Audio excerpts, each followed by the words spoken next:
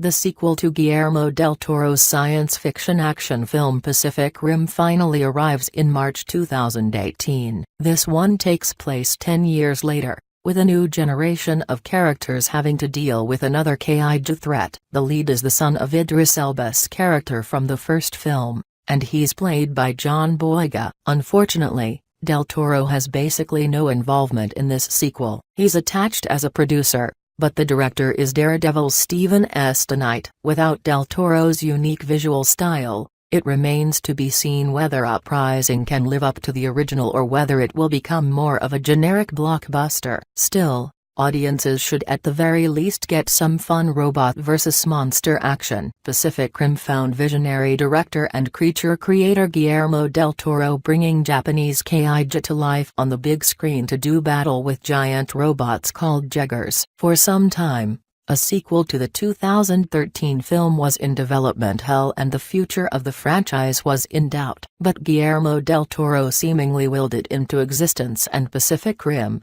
Uprising continues the monster mayhem next year. Guillermo del Toro worked on the sequel and intended to direct, but due to scheduling conflicts, he had to step back into a producer role on the film. The story that will ultimately be on screen next year has changed since his original version, so many are left to wonder what the original Pacific Rim 2 looked like. Paul Osterbury, the production designer who worked with Guillermo del Toro during his time on the film, recently explained what the original ending would have been about, before moving with Guillermo del Toro to work on The Shape of Water. Paul Osterbury first spent about 8 weeks working on Pacific Rim 2 in the summer of 2015. Pacific Rim Uprising will obviously be a much different film than originally envisioned now that Steven S. Knight, who worked on the first season of Daredevil, is at the helm. However, I think it is probably a pretty safe bet that, although Pacific Rim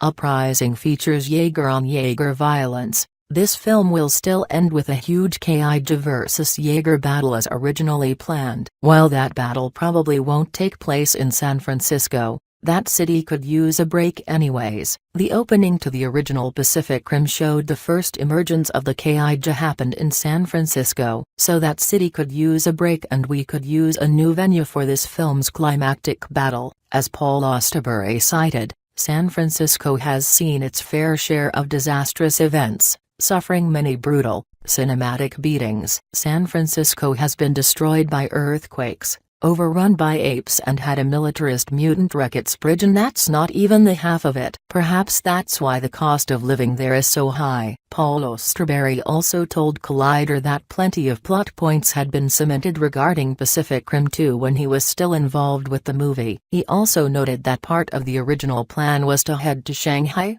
using the river and the craziness of Shanghai as the pulse of the flick. There was also a plan to include desert scenes, as well. So it'll be interesting to see if any of the ideas originally bandied about land in the film. You can check out what we've seen so far with the trailer for Pacific Rim Uprising. While Paul Osterbury may have been a little disappointed to miss out on working on such a big, fun action movie, given the critical and awards reception to The Shape of Water, he seemingly made the right decision. The Shape of Water may have been a brutal production process, but Paul Osterbury and Guillermo del Toro, by all accounts, crafted a magical film together. You can see Paul Osterbury's work in The Shape of Water, which is in select theaters now, and to see how Pacific Rim Uprising ends, see it in theaters on March 23, 2018. For all the biggest movies hitting theaters next year, check out our release schedule.